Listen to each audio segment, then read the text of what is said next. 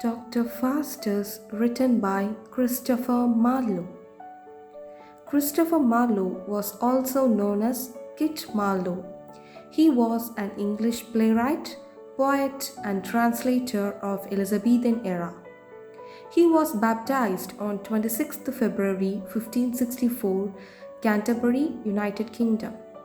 He was born to Canterbury shoemaker John Marlowe and his wife Catherine. When he was 14, he attended the King's School, Canterbury on scholarship. 2 years later, he completed his Bachelor of Arts degree at Corpus Christi College in 1584. In 1587, he completed his master degree. He was the father of English tragedy drama and also called as a morning star of English drama.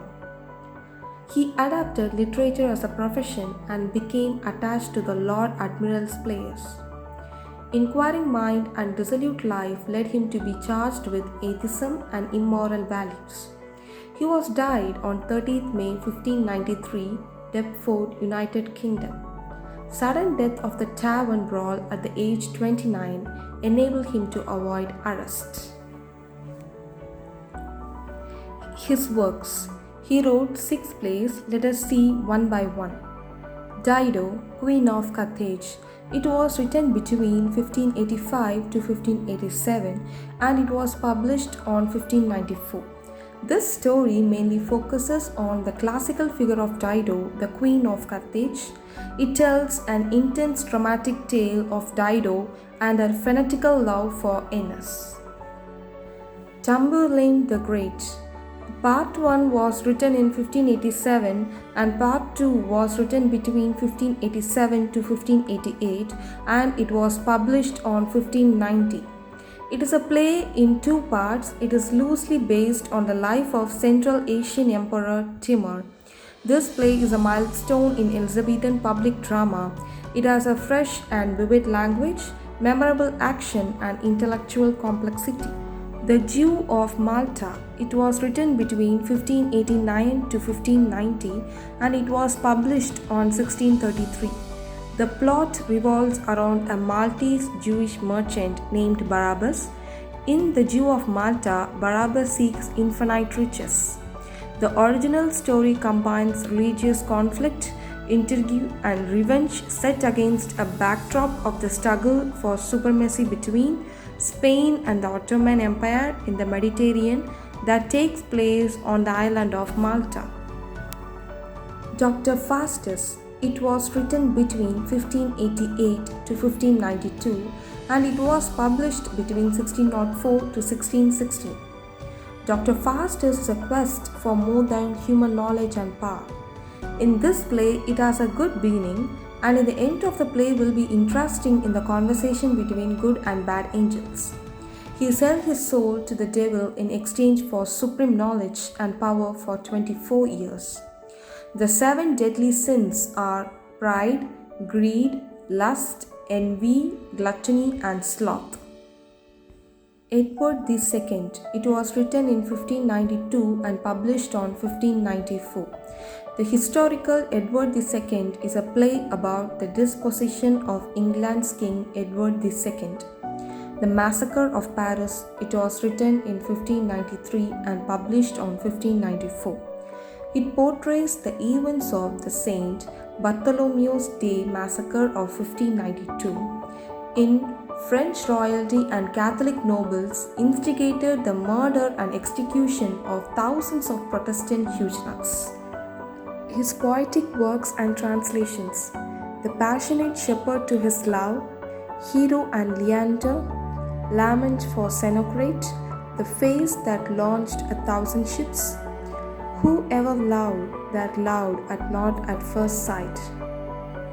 His translations are translation of Book of Lucan's Pharsalia, translation of Ovid's Amoris.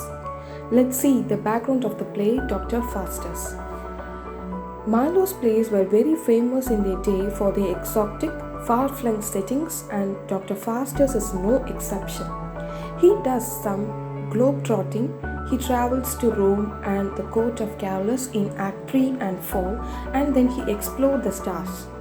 But despite all his roaming around, Faustus' decision to serve Lucifer and the ensuing battle over his soul happens in Wittenberg, Germany.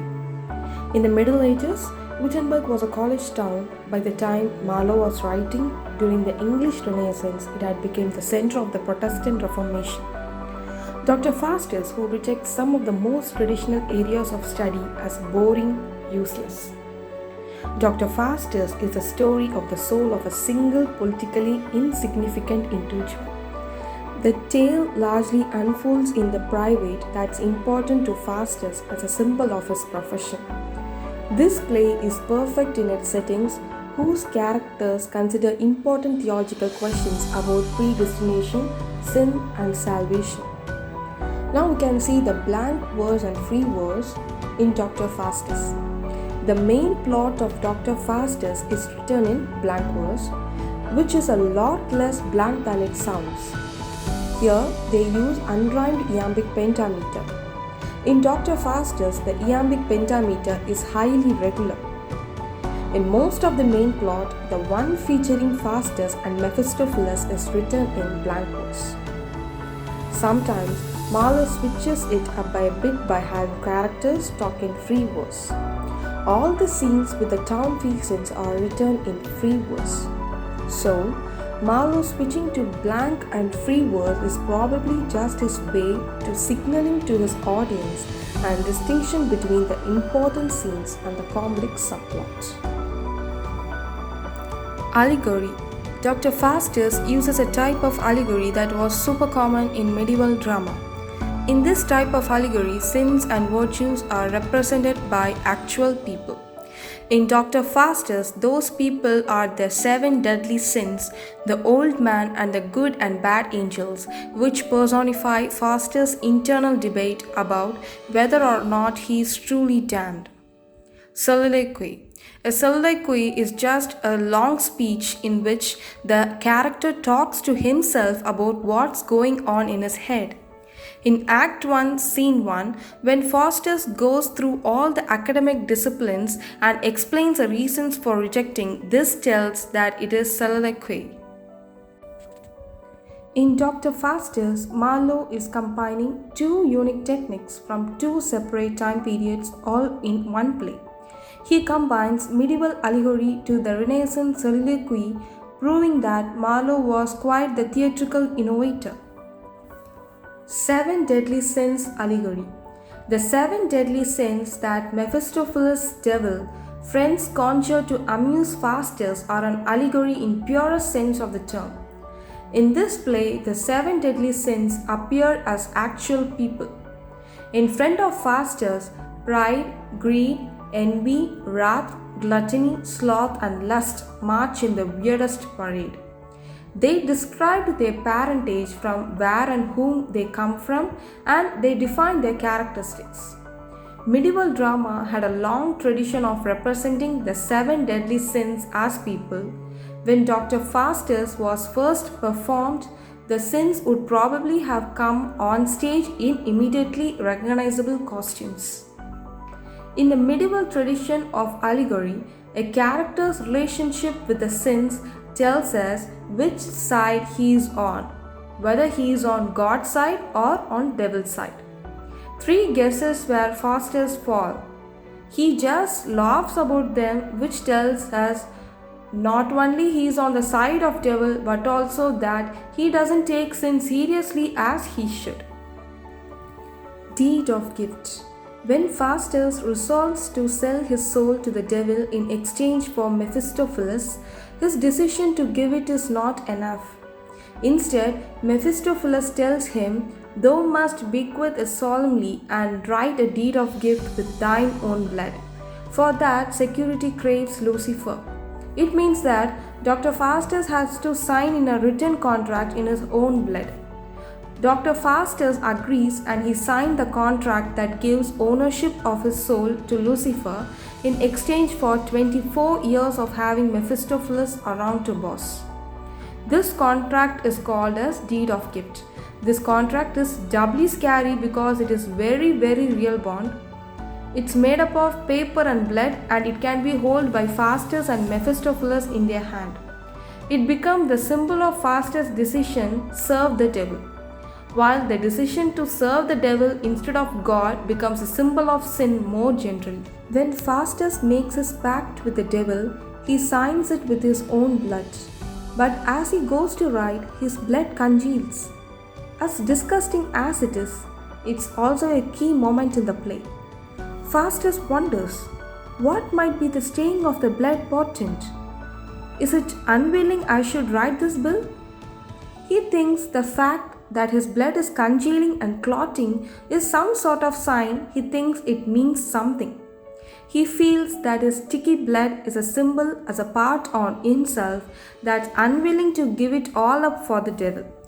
According to Lucifer, he insists on having document written in blood. To him, this blood represents Faustus' person. If he has the blood, he had Faustus. So it is a symbol of Lucifer too. Without the blood, there is nothing physical to represent Faustus' soul. Then, at the end of the play, as he waits for death, Faustus cries out, "One drop of blood will save me, oh my Christ." So here, someone else's blood have mixed, that is the blood of Christ to be precise. It is one mankind gained when Christ traded his human body and soul for those of the sinful people in hell according to Christianity. Here, again, blood is a symbol of the whole person, Christ. Thank you.